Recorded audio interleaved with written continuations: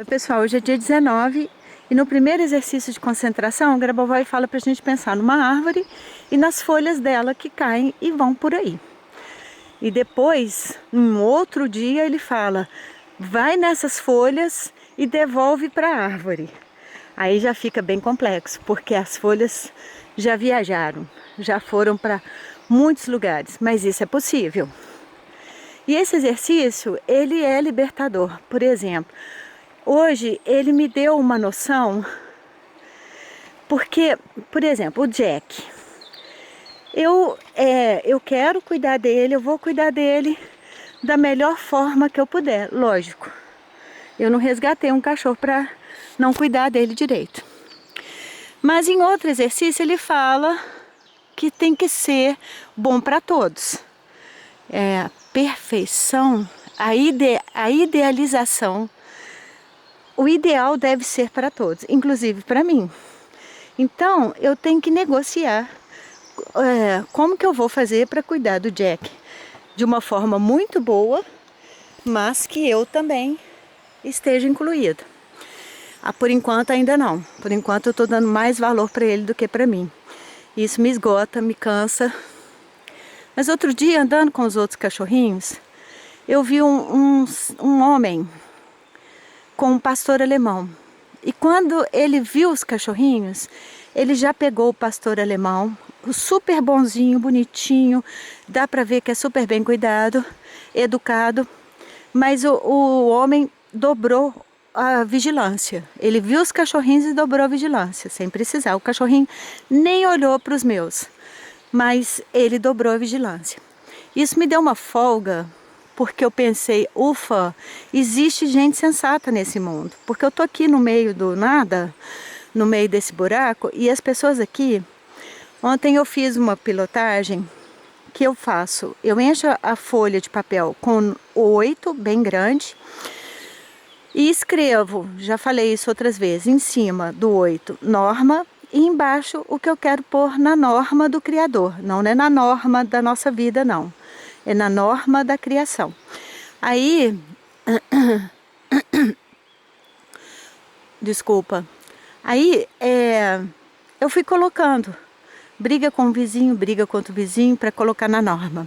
Eu fiquei horrorizada, porque eu enchi a folha com tanta rapidez, com tantas brigas, eu estou buscando tanto a harmonia, e faz sentido, depois faz sentido, mas na hora eu fiquei chocada, eu falei, meu Deus, e eu poderia fazer outra folha com a mesma facilidade.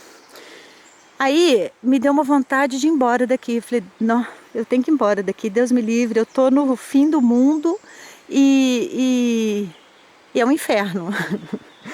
Mas com a visão desse outro homem, eu acho que ele é inglês, pelo jeito que ele estava falando, e que existem pessoas que cuidam, são responsáveis, existem pessoas que pensam, existem pessoas que querem viver uma vida longe da falsidade e sim com responsabilidade. Isso me deu uma gota de esperança.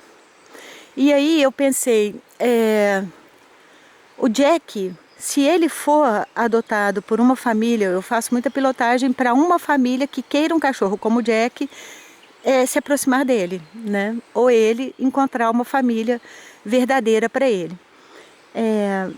Então, me deu muita esperança que ele pode ir e ficar bem, porque na minha pilotagem eu sempre acho que ele não vai ficar tão bem como se estivesse comigo.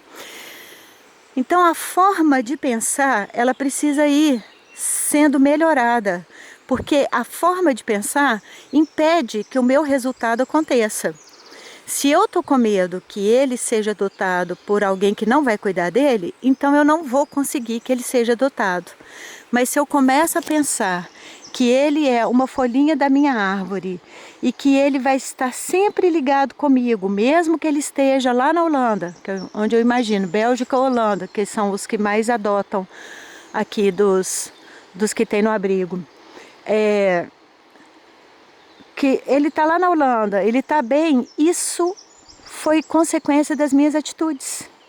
Eu estou cuidando dele quando ele está lá, bem cuidado. Então eu posso sentir isso, eu posso ter essa esperança, essa vontade e pilotar desse jeito. Porque ele não vai deixar de ser uma folhinha da minha árvore. Ui. E eu tô falando isso porque é assim que a gente cura dos nossos problemas. Assim que a gente resolve os nossos problemas. É conversando com a gente. É trazendo o problema e conversando. Olha, eu preciso que eu também fique bem. Por exemplo, com as doenças, né? Pessoa que tem muitas doenças. Eu preciso ficar, não é que eu preciso ficar bem. Eu sou um ser saudável. Se eu estou doente, essa doença está querendo me dizer o quê? Que eu sou um ser saudável no caminho errado, no pensamento errado. E se eu mudo o meu pensamento, a saúde volta, porque a doença não precisa me explicar nada. A doença, ela é minha parceira, minha confidente não, é o contrário. Ela fala para mim das minhas verdades sem frescura, sem hipocrisia, sem falsidade. Ela é incorruptível, ela vai falar a verdade para mim. Então, eu posso negociar com ela, comigo. Vai que eu estou querendo a saúde, mas eu também quero uma atitude de idolatrar alguma pessoa, puxar saco de uma pessoa, não fazer o que a pessoa... Eu não posso seguir o que uma pessoa está me orientando. Né? Vamos dar o exemplo aqui da minha irmã. A minha irmã me quer como uma pessoa pequena, raivosinha, briguentinha, para ela ficar falando para as pessoas que eu sou isso, que eu sou aquilo. Eu não quero isso na minha vida. Mas eu queria ser amiga da minha irmã. Então eu abro mão da minha saúde para continuar amiga dela. Isso vai trazer, lógico, doença para mim. Esse é o caso da minha outra irmã, que está suportando essa irmã que nós temos, né? E que faz isso com todo mundo, não é só comigo. Mas ela quer a amizade dela. Então ela abre mão, encontra com essa irmã, e essa irmã escuta coisas, vê coisas, depois sai espalhando por aí o que ela quer espalhar e deixa a outra lá super chateada, magoada, no final das contas doente. Então às vezes a gente tem que abrir mão. Não é da pessoa, não é deixar de amar a minha irmã, mas abrir mão dessa relação doentia. A relação doentia que adoece, não sou eu que sou doente. Isso é preciso entender. Eu te vejo na eternidade e jogo pétalas de rosa sobre você. Bom dia.